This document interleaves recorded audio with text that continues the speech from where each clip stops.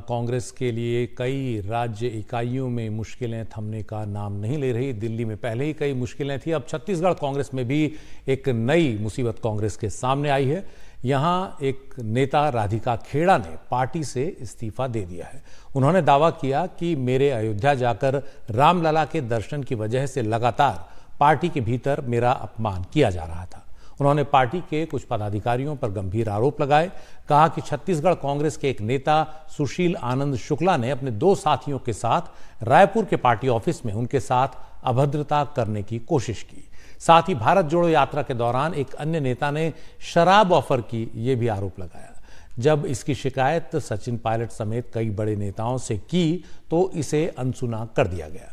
NDTV से बातचीत में राधिका खेड़ा ने राज्य सरकार से इस पूरे मामले की जांच की मांग की है।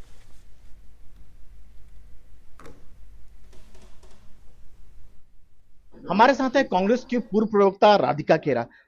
पूर्व प्रवक्ता कहें, क्यों पार्टी आपने छोड़ दी? देखिए, मैं नेशनल मीडिया कोऑर्डिनेटर थी और मैं 17 साल की उम्र से इस पार्टी में काम कर रही हूँ। एक ब्लॉक एनएसयूआई के पद से मैंने शुरुआत करी। ना मेरा मेरे कोई परिवार राजनीति में है। हाँ, 2 ताम्रपत्र मेरे घर में है। हम लोग स्वतंत्रता सेनानी फैमिली से मैं आती हूँ। लेकिन इतना जब 22 साल आप एक विचारधारा के साथ जुड़े हुए हैं और एक पार्टी के लिए काम कर रहे हैं और जब आपके ऊपर बीतती है, जो लोग बात करते हैं देश को न्याय दिलाने की, महिला को न्याय दिलाने की, श्रमिकों को न्याय दिलाने की, किसानों को न्याय दिलाने की, जब खुद की बेटी के साथ अन्याय हो रहा है और प्रियंका गांधी जी और राहुल गांधी जी और खड़गे जी और जयराम जी चुप हैं, तो आप सोचिए कि कितनी पीड़ा मुझे हुई है। क्या हुआ जिस वजह से आपने पार्टी छोड़ा? मैंने पूरी बयान अपनी प्रेस वार्ता में बता दिया है। मुझे कमरे में बंद किया गया, मेरे साथ बदतमीजी हुई, बदसलूकी हुई, मेरे साथ गाली गलोच हुई, बहुत गंदी गंदी अभद्रता हुई और अंदर से 3 आदमियों ने कमरा बंद कर लिया, जिसके चलते मैं चिल्लाती हुई चीखती हुई भागी। 6 दिन मैंने इंतजार किया, 6 दिन हो गए और आज भी है। आज तक वो आदमी रोज मंच पे बैठ के प्रेस कॉन्फ्रेंस करता है, रोज वहां के लोगों के साथ। और मंच पे प्रेस कॉन्फ्रेंस देखिए ना, गुरदीप सप्पल जी के साथ, पवन खेड़ा जी के साथ, आलोक शर्मा जी के साथ, ये नहीं कि प्रदेश के नेताओं के साथ, राष्ट्रीय स्तर के नेताओं के साथ प्रेस वार्ता करता है। उसको आज तक शो कॉज नोटिस नहीं दिया गया। प्रियंका गांधी जी उसको प्रोटेक्ट कर रही हैं, तो सबके सामने। तो राधिका, आपके साथ ऐसा क्यों हुआ आखिर? क्योंकि मैं राम जी के दर्शन करके आई। पार्टी को वो बात चुभने लग गई कि कैसे जो लड़की हमारा पक्ष रखती है टेलीविजन पर, जो कैसे मीडिया कोऑर्डिनेटर है, वो कैसे राम जी के दर्शन करके आ गई। मुझे राम मंदिर जाने के बाद डिबेट्स पे जाने से रोका गया, मुझे लगातार जलील किया गया। किसके इशारे पे मुझे शराब ऑफर करी गई, किसके इशारे पे कोई कार्रवाई नहीं हुई, ये बताएं। क्या हर चीज इनके लिए सिर्फ चुनाव के चलते हैं?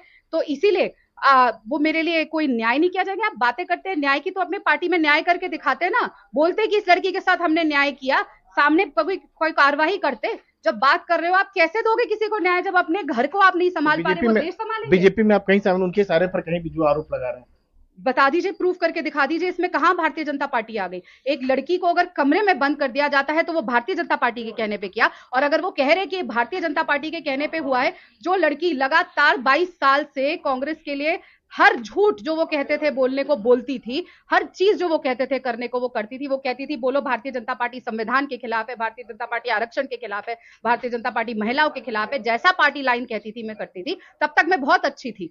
अब मैं भारतीय जनता पार्टी के कहने पे चल रही हूँ। तो ये पार्टी को खुद सोचना चाहिए कि हर इंसान अगर भारतीय जनता पार्टी के कहने पे चल रहा है तो कहीं राहुल गांधी और प्रियंका गांधी जी तो नहीं चल रहे हैं। ये थी राधिका खेड़ा। नई दिल्ली से राजीव रंजन, एनडीटीवी इंडिया।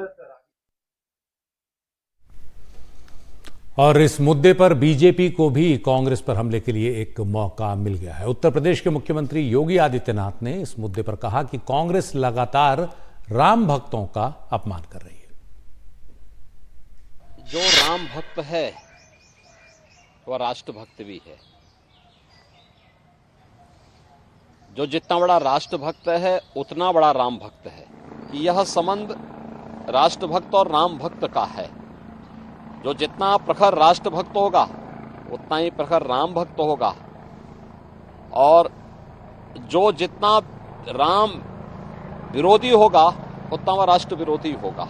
कांग्रेस का यह आचरण जो उसके द्वारा लगातार राम भक्तों का अपमान करके मर्यादा पुरुषोत्तम प्रभु श्री राम के बारे में इससे पहले भी कांग्रेस ने जिस प्रकार की टिप्पणियां की थी, उन सभी टिप्पणियों को ध्यान में रख करके अगर हम देखें तो वास्तव में न केवल राम भक्तों का अपमान कर रहे हैं बल्कि हमारे सनातन राष्ट्र का भी अपमान कर रहे हैं। और कांग्रेस ने कभी कोई ऐसा अवसर नहीं छोड़ा, कांग्रेस हो या समाजवादी पार्टी,